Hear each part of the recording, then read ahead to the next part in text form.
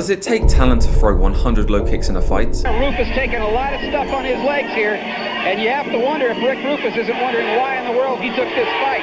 After the fight, a future legend was very salty. The leg kicks were the only thing that stopped him. The guy did not touch him anywhere else in the body, you know. About 100 Muay Thai low kicks landed in this historic fight 30 years ago. Even to this day, whether low kicks take talent is still a heated debate. It doesn't take too much talent to kick to the legs. So. As you saw those jumping, spinning kicks that Rick was throwing and all the defensive ability, I think that's real talent, real talent. The Muay Thai fighter even said that this guy was being very immature, but forgave him for being 18. After all, this is Duke Roufus, future GOAT striking coach of MMA.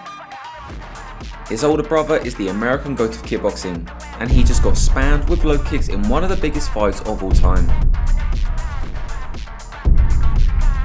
The result? A spectacular defeat, ushering a revolution for low kicks around the world. The way the fight unraveled changed the Muay Thai, kickboxing and MMA world. After all, this fight took place 5 years before the first UFC event, and the striking of UFC was heavily influenced by fighters in this event. Before we know how simple and brilliant low kicks are, we also must note that 4 dirty tactics were used by the legendary Muay Thai fighter. There was the ice bucket technique by the cheeky corner. A lot of ice in that corner, and referee has to hold up the count here for just a second while they get that ice out of the corner. They did everything, put ice on his face, poured ice down the front of his trunks, trying to wake him up. That's one of the things you'll do with a fighter who's hurt. Certainly is ready to come out for this round, but they've got to clean up that corner. Absolutely created an ice palace over there. I mean, they must have enough ice to skate on. They are creating yet another avalanche in the corner over there. A sweep followed by a super illegal stomp. Now, Rick Roufus was stomped when he was down. Now you wonder about that. I'm not sure. The referee is calling time. I'm pretty sure that's illegal. But I think that's probably illegal. We'll get a shot at that again. The Thai fighter stomped him in the stomach. When the guy's down, you can't attack him, and he got stepped on pretty hard. Rick Roufus probably was relaxed a little bit at that time. He took a lot of force in the stomach. Down, he's obviously down. And here comes that stomp. And there's a pretty strong stomp right on, just squashed him right on the stomach there. There was also an epic sweep, which was debatable. Under normal circumstances is legal. I'm not sure if it's legal in this fight or not, John. Are you? We didn't really discuss that. I think that there should be no warnings issued on that because we really discussed that. Oh, he's penalized him 3 points. Oh, my goodness. Well, now that's strange. What are the 3 points coming from now? One dirty technique also snuck through, and that was the hammer fist on the ground. Okay, now back to the low kicks. You see, the young and immature salty Duke Roufus was not wrong. It's true that jumping spinning kicks does take real talent. It's also true that low kicks require less skill to learn and apply.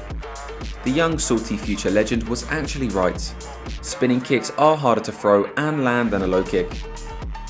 In fact, even the best Muay Thai technicians think that low kicks take less skill than middle kicks. The truth is that in Muay Thai, low kicks are often not even scored as points. Yet, they do often end fights and lead to knockouts. You see, young Duke Roufus was both right and wrong. Throughout history, Muay Thai fighters also used low kicks to completely destroy the champions of other martial arts. So why is it that a technique that requires less talent beats the so-called much more talented fighters? What exactly is the truth behind whether low kicks require skill and talent? We answer all of this through the most historic low kick fight of all time. There is no better fight to deep dive into than Changpuek Kiatsongrit versus Rick Roufus for this topic. This is the Muay Thai versus kickboxing fight that forever changed MMA. You see, the flashy GOAT American kickboxer did dominate with flashy spinning kicks in the first round. Kick into the belly, that hurt the Thai. Kiatsongrit is a little confused. A chance to really get set. Throwing lots of straight shots. You, John. I'm sorry, I didn't hear what you said there. Does Kiatsongrit look confused to you in there? He looks to me like he is a little confused about the style. A bit more aggressive. His name is Nice left hand. He took a left hand there. Roufus wants to get on. Hits him again and knocks him down. Kiatsongrit is down again. Up to the end of round number 1. At the end of that round, and you'd have to say that's about as good as you're going to do. But despite such a dominant round 1, the flashy fighter would literally get hit 100 times with a low kick after. This is what his young brother was salty about right after the fight. I think that he is better than this fighter, but the rules just didn't allow him to win tonight. Factually speaking, I think Rick Roufus was indeed the more talented fighter.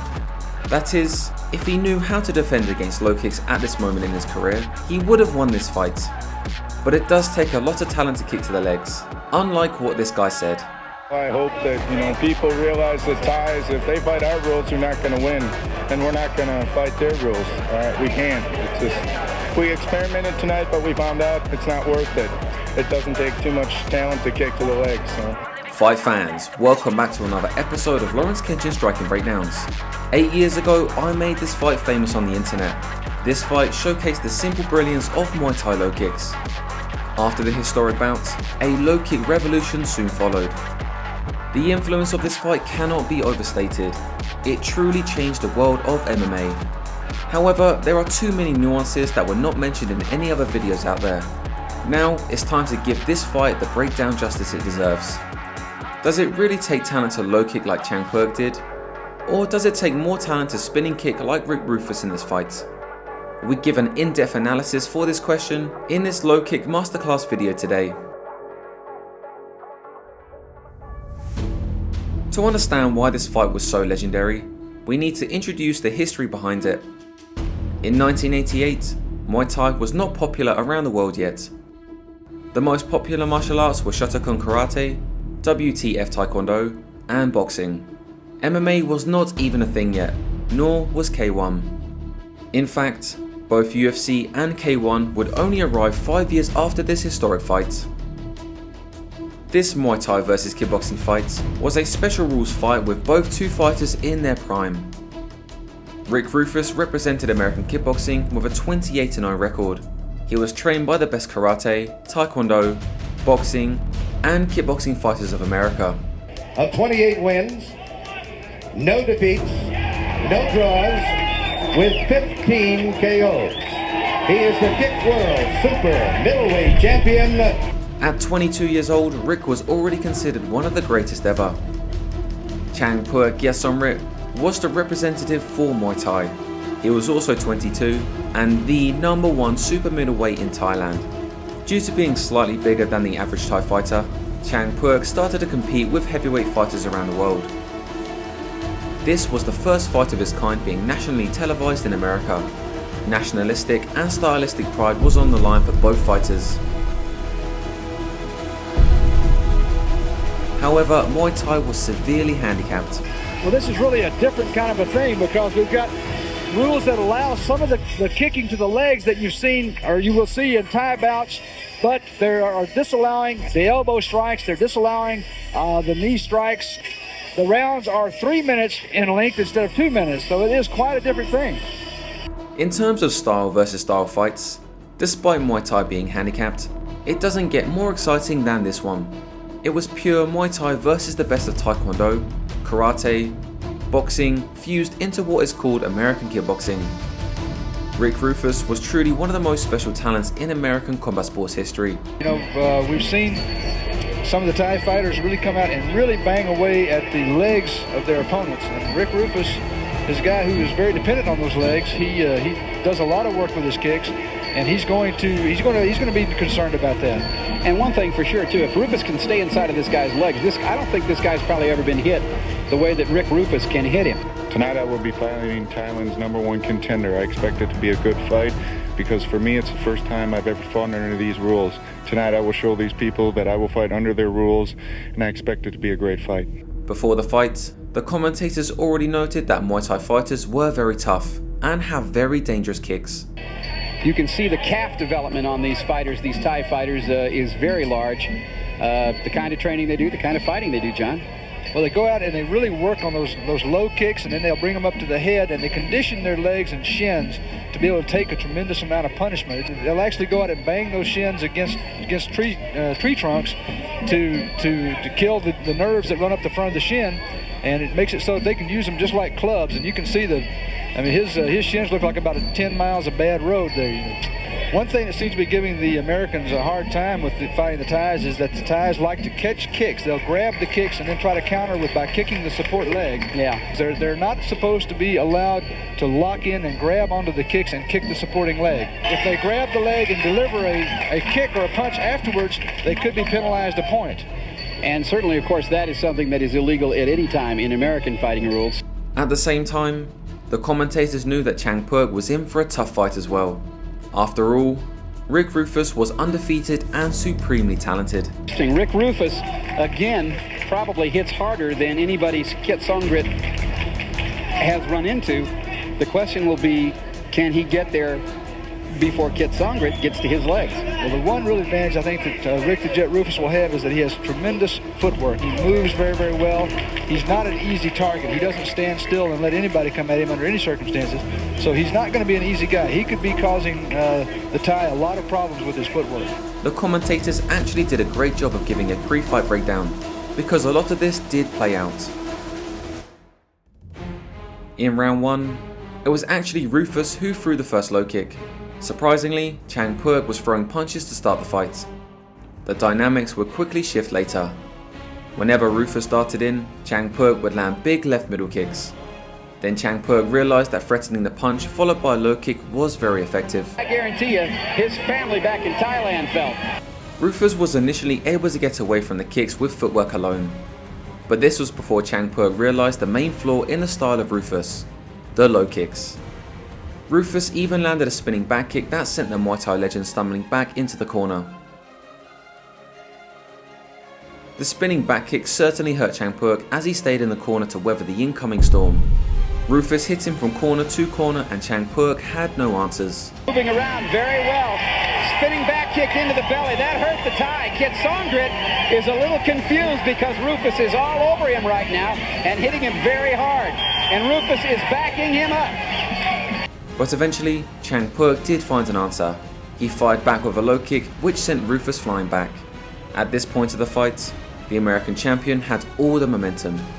Roufus was landing high kicks, spinning back fists, the whole flashy shebang. But one theme was consistent. Changpuek was landing low kicks throughout the round, no matter what was happening to him. Over time, low kicks became the only thing Changpuek was throwing because it was clearly working better than anything else.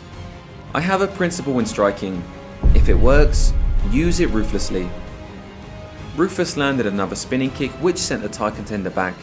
Even an epic spinning fist was attempted. And if it landed, it would have knocked Changpuek out. But whatever Roufus did, Changpuek would just throw the low kick. When it looked like Changpuek was taking back the momentum, Roufus threw a Superman punch which almost ended the fight. Roufus blitzed in to get Changpuek to check a kick, then he fired a Superman cross right into the opening. This not only rocked Changpuek, but legends say it also broke his jaw. If the fight ended here, we would have never had the low kick revolution in the 1990s. Instead, Changpuek got up and kept fighting with the biggest display of heart I've ever seen. Even though he got knocked down right away again, Changpuek would survive the rest of the round with the most tremendous display of heart and grit. And Kiatsongrit has never come across this kind of power, I don't think. Kiatsongrit showing tremendous heart to stay in there after being knocked down twice. He's fighting back on courage and on heart and on instinct. He is one tough fella, there's no two ways about that. In the end of the round, Roufus even did a two-touch spinning kick on Changpuek's face. And you'd have to say that's about as good as you're going to do. Rick Roufus acquitting himself very well. Rick Roufus has one of the quickest and strongest left punches you'll ever see anywhere. We're going to see that now. He comes across with a kick, follows up over the top with a straight left right there. That was a hard shot. Changpuek was absolutely out on his feet, so the crafty corner did what they could to delay the start of the second round. They poured a ton of ice on the ground. Here, a lot of ice in that corner. They've got to clean up that corner.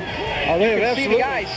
They've absolutely created an ice palace over there. I mean, they must have enough ice to skate on. This got 1 point deducted, but this was a brilliant tactic that even the commentators acknowledged. Something you pretty much have to do in that situation, don't you, John? Well, he is. He's just creating a tremendous distraction and delay, which of course is giving that fighter time to get back. In the second round, Changpuek somehow came back with a vengeance. It was as if he had not been knocked down twice already. For the motherland of Muay Thai, Changpuek started the round with a huge low kick. In this round, he stopped punching entirely and exclusively spammed the left kicks. Roufus tried to evade Changpuek's kicks and go for more jumping kicks, but Changpuek now had his defenses tight. Then, when the time was right, he would lunge into a huge low kick. Roufus still fought back with incredible combinations whenever he could get them started. However, Changpuek employed the long guard and deflected the punches in order to fire back the low kick once again. When Roufus tried to run away, Changpuek knew how to chase him down with sprinting low kicks. After a few sprinting low kicks, Roufus was now being chased around the ring, being slammed by Muay Thai baseball bats. He was still fighting back, but the momentum shifted heavily to Changpuek. Roufus was no longer landing big punches and combinations, and was forced to retreat. When they grappled, Changpuek hammer-fisted Roufus on the way down, which is obviously a foul. Changpuek was warned by the ref, while Roufus had trouble getting up. Roufus looks as if he has hurt his knee here just a little bit. He is holding his left knee. He's slow getting up, and he is. He's moving very gingerly on those legs. Roufus fought back with a big combination, but Changpuek simply weathered the storm once again in order to spam low kicks. Roufus needs to end this one fast. Roufus is throwing everything from Iowa, throwing the big leather here, trying to get out of this one because he doesn't want damage to his knees. Throughout the rest of the round, Changpuek simply stalked Roufus down and spammed more low kicks. Kiatsongrit, the Thai fighter, stalking Roufus, handling the distance well. When Roufus attempted a spinning back kick one more time, he got low kicked mid-air and then stomped when he was on the ground. Now, Rick Roufus was stomped when he was down. Now you wonder about that. I'm not sure. The referee is calling time. I'm pretty sure that's illegal. It's hard to tell, to be honest, but I think that's probably illegal. When the guy's down, you can't attack him, and he got stepped on pretty hard. Rick Roufus probably was relaxed a little bit at that time. We're going to take a look at this. There's the back kick that misses. Rick Roufus is tripped up and goes down. He's obviously down. And here comes that stomp. Squashed him right on the stomach there. We've got a little bit of a melee here at ringside.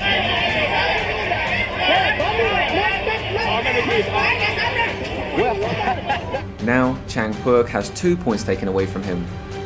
Unfazed, he simply pressed forward and kept firing low kicks.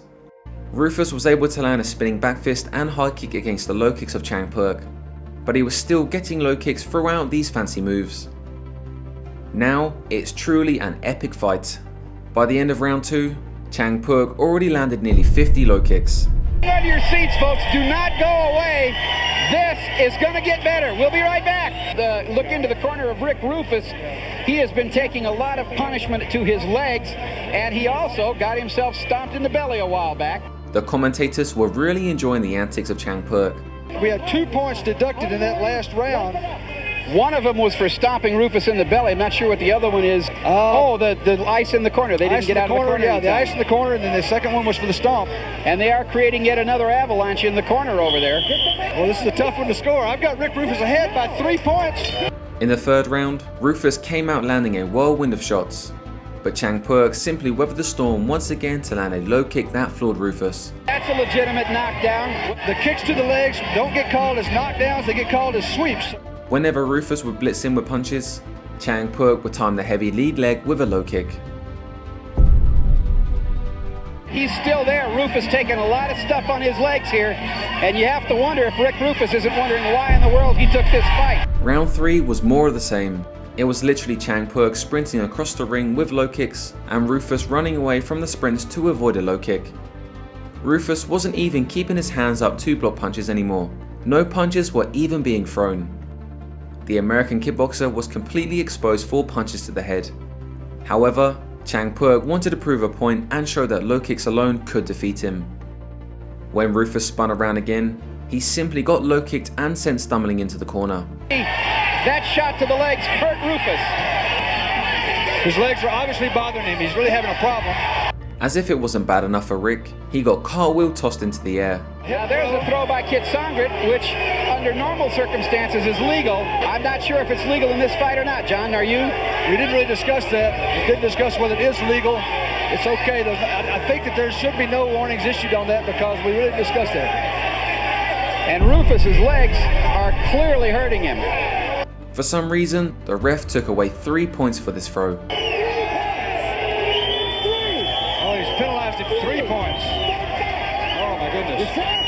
Well, now that's strange. What are the 3 points coming from now? But again, Changpuek was unfazed and sent Roufus flying with a low kick again. Rick Roufus just taking, his legs are just taking an absolute pounding. And you wonder if Roufus isn't being just a little bit too brave here. He doesn't really have much to lose in this thing. He ought to just forget it. Somehow, Roufus made it out of the third round. No one can question the warrior spirit of either fighters. In round 4, the spamming of the low kicks began right away. There isn't too much technique to break down here. Changpuek simply steps in explosively and slams a low kick whenever Roufus tries to run. For some reason, Roufus throws a spinning back fist again, and Changpuek low kicks him to the floor when he does. This time, although Changpuek was tempted to stomp Roufus once again, he held back. Roufus was in pain on the floor, but like any true legend would, he got up and kept fighting. When the ref asked if he's ready to fight, Roufus looked like he didn't want to continue. At the same time, he did not want to give up. Changpuek sprinted over from across the ring and spammed 3 low kicks right away. This is a case of Rick wanting to be too honorable here. When Roufus tried to check or jump up from the low kick, it didn't matter. He got low kicked anyways. Every low kick was now sending Roufus flying into the air. Roufus again tried to spinning back fist, but this time he didn't even throw the punch and just spun into the floor. He even got low kicked twice on the way down. The referee saw enough and finally called the fight. Tom Schlesinger has stopped this fight, and probably that's a very smart thing to do. Roufus really is not being hurt by punches. What he is being is hurt in the legs. Throughout this fight, nearly 100 low kicks were thrown and nearly 90% of them landed. Duke Roufus, who is Rick Roufus' brother, would give a legendary speech that would follow him for the rest of his life. Jeff, how serious does it appear his knee is hurt? Well, it's possibly strained. That's what former world champion Bill Wallace believes. I'm not sure. I just know that he's in pain, and the leg kicks were the only thing that stopped him. The guy did not touch him anywhere else in the body, you know. I think, you know, that Rick should have won the fight. He had the guy out. There's 3 major fouls, but it's the way the cookie crumbles tonight. As you saw those jumping, spinning kicks that Rick was throwing and all the defensive ability, I think that's real talent, you know. I think that he is better than this fighter, but the rules just didn't allow him to win tonight. Once again, as we see these leg kicks, it seemed like that was pretty much the entire game plan for the fighter from Thailand, is just to come in and drive those kicks in there. Rick Roufus going up over the top with a round kick that doesn't quite connect. What were you telling him between rounds? To step inside the legs, but the guy was trying to tie him up, but we really weren't too successful. I mean, he had him knocked out, but the guy was tough. Well, I hope that, you know, people realize that Thais, if they fight our rules, they're not going to win, and we're not going to fight their rules. All right, we can't. It's just, we experimented tonight, but we found out it's not worth it. It doesn't take too much talent to kick to the legs, so that's how I'll end up tonight. Once again, we thank you for stopping by, and Dan, we hope that Rick Roufus will be back in the ring very, very soon. Certainly do, and again, thanks to Jeff for talking to us, because I know he probably wasn't in the happiest frame of mind. 8 years after making this fight famous on the internet, what are my thoughts on this topic? I think Rick Roufus is indeed the better and more talented fighter. Why? Because Roufus defeated both Manson Gibson and Ernesto Hoost. The Roufus brothers completely changed their fighting styles after this historic low kick fight. They went and learned Muay Thai from the best coaches in Thailand, and even hired Changpuek's coach. Duke Roufus would become a Muay Thai world champion who specialised in low kicks, making their former weakness into their strength. Rick Roufus would eventually change his style and stance in order to defend and throw low kicks. My thoughts today are that there is nothing inherently wrong with the style of Rick Roufus. While I believe everyone should be able to fight in a squared stance in order to defend and throw low kicks, I don't think they need to specialise in that stance. In fact, the success of Manson Gibson and Peter Cunningham showed exactly what I'm talking about. Yes, most kickboxers get obliterated by low kicks against Muay Thai legends. However, there's been plenty of success by top kickboxers too. For example, Dale Cook defeated 5 top Muay Thai fighters before losing to Changpuek. Manson Gibson repeatedly defeated top Thai fighters, including Changpuek himself, with nothing but side kicks, spinning fists, and spinning kicks. He can even withstand huge nutshots.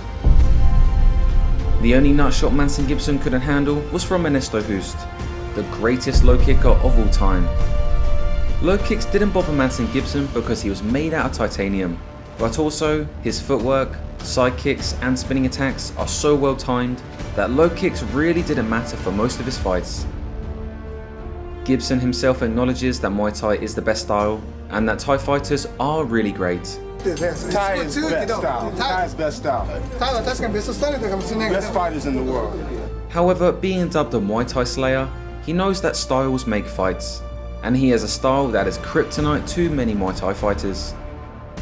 Being 49-0 in title defenses makes the Black Bruce Lee one of the greatest of all time. These are not exactly easy fighters to emulate, which we'll get to later. However, the point still stands. During an era where everyone was changing their stance and styles to defend and throw low kicks, fighters like Manson Gibson, Dale Cook, and Peter Cunningham stayed true to their style. Peter Cunningham is the lightweight GOAT of North American kickboxing. He was also made out of titanium and had impeccable boxing, side kicks and footwork as well. With an extremely high fight IQ and lightning speed, Peter had a record of 50 wins and 1 loss. Peter Cunningham was so talented that he was recognised by the best fighters in America, including Muhammad Ali, Bill Wallace and Benny Urquidez. Most notably, he was able to fight Sagat Petchyindee twice, with one fight ending in a draw and another fight in a victory for Cunningham. From Rick Roufus to Manson Gibson and Peter Cunningham, these fighters are indeed the most talented North American fighters of all time. While Changpuek Kiatsongrit was ranked #1 contender in Thailand, and certainly a great fighter, he was not a Lumpini or Rajadamnern champion, and certainly not one of the GOATs in the Muay Thai stadiums. During this time, Changpuek was the greatest ambassador for spreading Muay Thai internationally. However, no one would argue that he was the best Muay Thai fighter in Thailand, because he simply wasn't. Despite that, often with low kicks alone, Changpuek could defeat some of the most talented fighters of all time. So yes, Duke Roufus was right. It takes less talent to low kick and more talent to spinning kick. However, if defending low kicks is a weakness in one style, that style is inherently flawed and set to be defeated by a less talented fighter. This lesson is so important for the evolution of combat sports, because it showcased the clear weakness of karate, taekwondo and boxing. If Rick Roufus had won the fight against Changpuek in the first round, perhaps we would have never had the low kick revolution in North America. If Rick kept his stance and style but addressed his low kick weakness, perhaps he would go down as the GOAT kickboxer as well. I believe by abandoning what made him so great, he gave up a significant advantage for the sake of addressing his weakness. The bladed stance and spinning kicks are now making a comeback in MMA. Will there be more fighters who fight like Manson Gibson, early Rick Roufus, and Peter Cunningham? I believe in the near future, yes, we will see more fighters like them. But this style does require incredible athleticism and talent, whereas the textbook Muay Thai style is the wise option for most fighters as a base. You see, 2 months before Rick Roufus fought Changpuek Kiatsongrit, Peter Cunningham fought Sagat Petchyindee. Yes, that's right, the real life street fighter Sagat. Not many people know about Sagat, but he is the greatest puncher in Muay Thai history. Yes, Sagat had the most knockouts in Muay Thai history. He even fought for a world boxing title in only his 3rd boxing fight. Although this was at the very end of Sagat's illustrious career, it's still a very important fight to study. From the start of the fight, Cunningham was able to intercept Sagat's flying kick. His explosive footwork and incredible lead side kicks and lead roundhouses kept Sagat at a distance. Low kick attempts met side kicks. This is an important theme to remember. Sagat attempted big low kicks in the first round, but Cunningham would be so fast at picking up his lead foot to attack that the low kicks would sometimes miss. If Sagat missed with a low kick, he would get hit with big combinations. In an epic moment, a side kick to the face landed the same time as a low kick landed, sweeping the both of them. Both fighters got up and gave each other respect. Eventually, Sagat was able to land a big low kick and even a right hook to off-balance the American GOAT. Overall, the round was even and a battle of single shots versus combinations. In this fight, you could easily see how Cunningham was one of the most explosive fighters of all time. Just look at how when he falls to the floor, he explodes back up right away. Cunningham could even land low kicks on Sagat, which was very surprising. In round 2, Sagat switched tactics and went for switch kicks. It was working, and Sagat even got a beautiful sweep at the end of the round. In round 3, Cunningham could get his punches off and he appeared the superior puncher. This is impressive despite Sagat's boxing pedigree. But Peter himself was trained by the best American boxers. In fact, he was directly invited by Muhammad Ali and Joe Louis to train at their gym. In round 4, Sagat went back to a low kick strategy, and that worked extremely well. Sagat had great momentum this round, landing many of the combinations he threw. Low kicks, switch kicks, Superman punches, everything was working, even sweeps. Sagat even low kicked Cunningham into the corner. Cunningham tried to mock Sagat's rhythm and stance, but then he just got low kicked again. This round was clearly won by Sagat. In round 5, Sagat was winning the outside exchanges. He also landed big sprinting low kicks and sweeps. Overall, it was a close fight, but many viewers, including myself, thought Sagat won this fight. Unfortunately, Cecil Peoples was a judge in this fight, and since he doesn't believe that low kicks mean anything, the fight was scored a draw. The crowd immediately booed and Sagat complained too.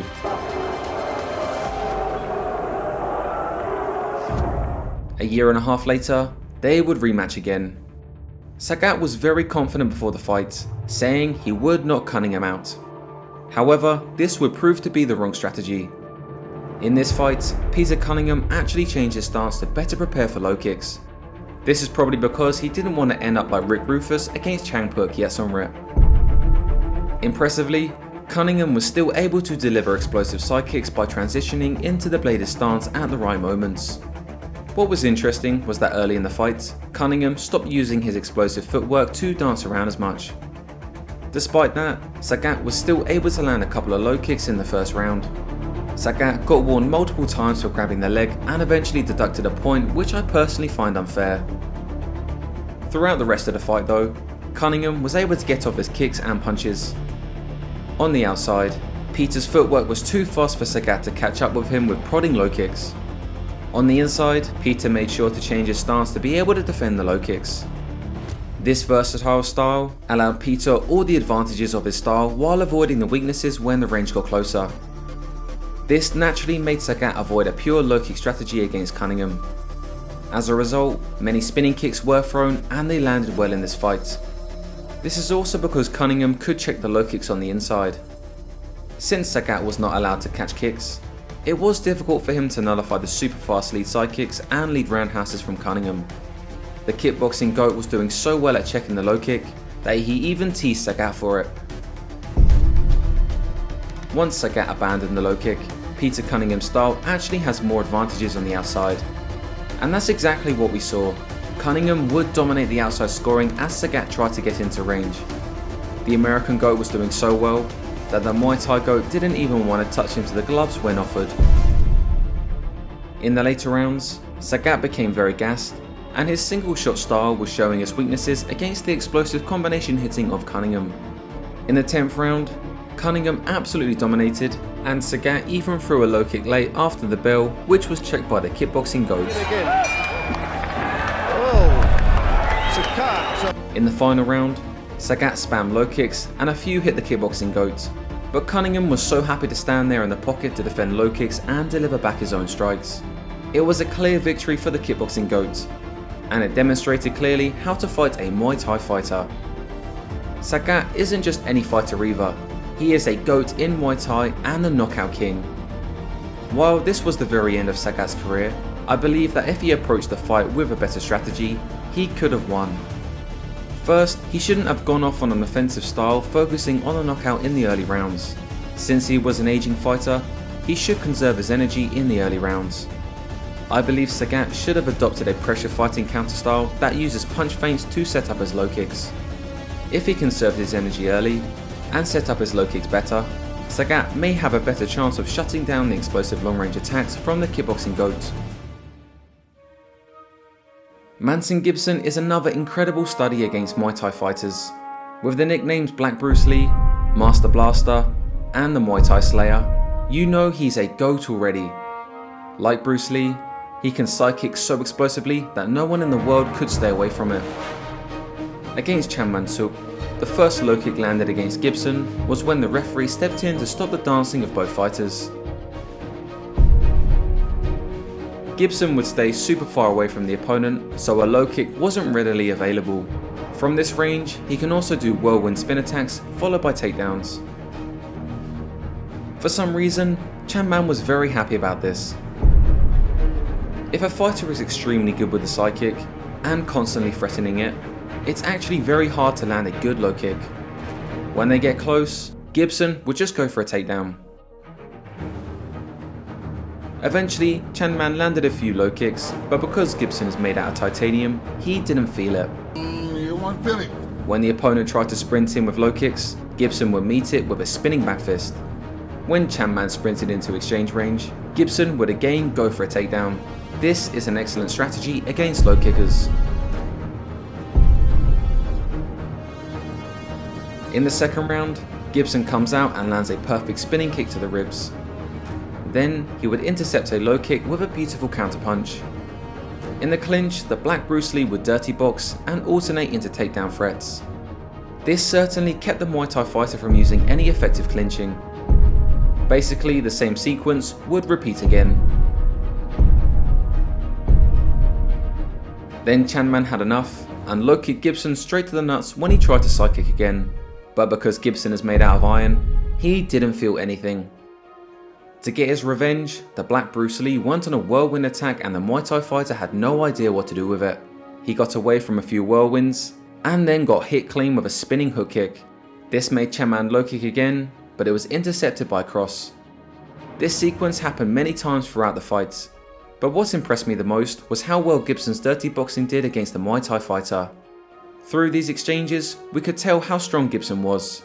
The Black Bruce Lee resisted all clinching pressure and threw short punches on the inside.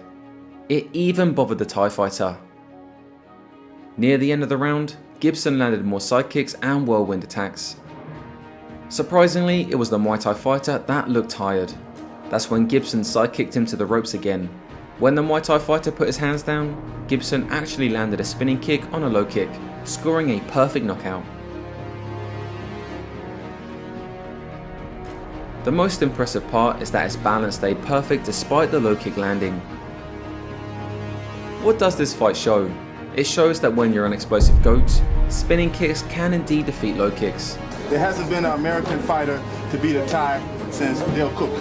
So now I am one. 5-0 Japan, 5-kick knockout. There's no fighter better than me in the world. Any Thai, any other Thai. I'm the best in the world. 49-0 in title defenses. But he's also 97-6 overall record. That's amazing. In the fight against Changpuek Kiatsongrit, Gibson came out with a spinning kick that hit the Muay Thai legend's armpit. Throughout the first round, Gibson danced around the whole time and invited Changpuek to attack. But neither fighter wanted to be first. Eventually Gibson went for a spinning kick and Changpuek would land a low kick that sent Gibson cartwheeling on the ground. Gibson got up right away and landed a spinning back fist, which made Changpuek low kick him into the floor once again. Then, Gibson started going for side kicks and controlled Changpuek better. The rest of the round became a battle of side kicks versus low kicks again. Right after the low kicks would land, Gibson would throw across the score back. Gibson threw spinning fists into side kicks, and then side kicks into picking up Changpuek. Like previous fights, the Black Bruce Lee wouldn't let the opponent go.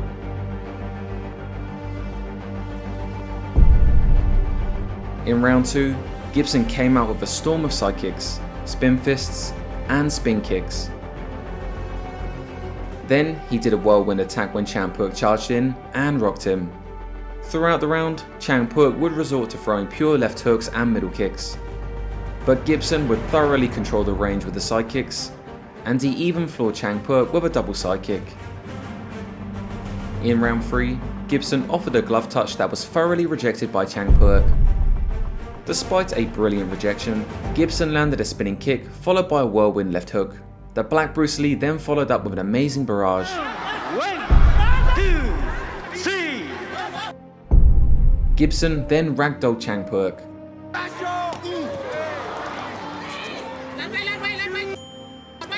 He even made sure to take his sweet time to lay on the Muay Thai legend. This is so that he can recover from all the explosive combinations. He even pressed on Changpuek as he got up. Later on, Gibson was having a lot of fun and even did a ballerina spin into a spin kick. It's incredible that it landed. When Changpuek got too close, Gibson lifted him up again. This is an excellent strategy under shoot boxing rules against Muay Thai knees. The round ended with Gibson landing a spin fist and then Changpuek landing a huge takedown. Overall, Gibson thoroughly dominated this fight and approached it with a very intelligent strategy. In round 1, he avoided Changpuek so he could not accumulate damage with low kicks. Then, he would start using side kicks to control the range. In round 2, once Gibson controlled the outside range, he could whirlwind with spinning kicks and spinning fists. When Changpuek got too close, he would clinch and nullify the knees with takedowns. In round 3, Gibson went all out with his spin attacks and rocked the Muay Thai legend. If there is one fight to study how to fight a low kick specialist as a spin kicker, this is the one. The second fight between Manson Gibson and Changpuek Kiatsongrit was also a great study. Manson Gibson and Blakey, he is going after his 100th victory. You never know what he's going to do. I think part of his success has been his awkwardness myself, but he's a tremendous fighter. His patience is going to say something tonight, to deliver the proper blow. He's going to need to dictate the fight, control the tempo, like I said, and he's calling for a KO in the 4th or 5th round. The referee for this fight was Cecil Peoples, the guy who doesn't believe in low kicks. He asked Changpuek if he had any questions, and when the Muay Thai legend nodded yes, Any questions? Let's go. Cecil ignored him. Before the fight started, the Black Bruce Lee did a weird Karate Kid pose. Throughout the first round, Gibson danced around on the outside and used Cecil Peoples to avoid low kicks. And the people began to laugh and boo at the same time. Cecil Peoples is going to get a workout trying to stay away from Manson Gibson. We see Changpuek, though, doing all he can to try to track Manson Gibson down, but I expect Manson Gibson to turn the fight on in the later part of the fight. Eventually, Cecil had enough and told them to fight, but Gibson didn't care. Changpuek did however push forward, which is exactly what Gibson wanted. Fight. Gibson's spent the first part of this opening round just running. Changpuek repeatedly threw low kicks to Gibson's nuts, but it didn't bother him. Manson told me last night that he wears a cup that actually protects the entire groin area around over the thigh bone, a much larger cup, so when he takes those shots, it doesn't feel. Very awkward fighter. I've seen him come in the ring and kiss his opponent. Yeah, have to absolutely. stare down. I've seen antics from him that most people, either you love him or you hate him. There's no middle ground with Manson Gibson. But you're right about that cup. He uses one that protects everything all the way up under. Yeah, you bet. Cecil Peoples tried to warn Gibson about using him as a shield, but the Black Bruce Lee didn't give a In the second round, Gibson took his kickboxing pants off and was now wearing Muay Thai shorts with the words Blaster on it. He comes out with spinning back fists and spinning back kicks. Gibson now here, ready to lock up in round 2. Gibson comes out, spinning back kick, spinning back fist. Right after, he got thunderously nut-shotted again, but this only made Gibson fight back harder. Oh, he takes a left hook to the side of his... Cecil Peoples separated their clinch, and when they reset, Gibson landed a perfect spinning back kick. When they posed for pictures, they actually... There's that back kick to the body, Phil, with the heel of the foot, Phil. The heel of the foot. And I've said it over and over, that's the floating rib, Phil. And that is the kind of kick. Manson has stopped many people with that kick. That is not by luck. That is not by surprise, Phil. At the Crystal Park Casino in Compton, right next to his hometown. To the great Coban. To Coban with the heel of the foot. It's a devastating kick. And when you get hit with that shot, it paralyzes you. This fight again showed how brilliant the Black Bruce Lee is. He used the referee who hates low kicks to shield him from low kicks. Then in round 2, he goes berserk with spinning and wins. Most importantly, he is a good man. As crazy as he looks and acts, he's a very humble man. He's well respected. He loves doing stuff for young kids. He's a good man. Manson Gibson, Blinky, what a way to notch his 100th career victory. In Manson Gibson's fight against the greatest low kick heavyweight of all time, Ernesto Hoost, we also saw genius strategy. Surprisingly, Hoost respected the spin kicks and side kicks of Gibson, even though the Black Bruce Lee was much smaller.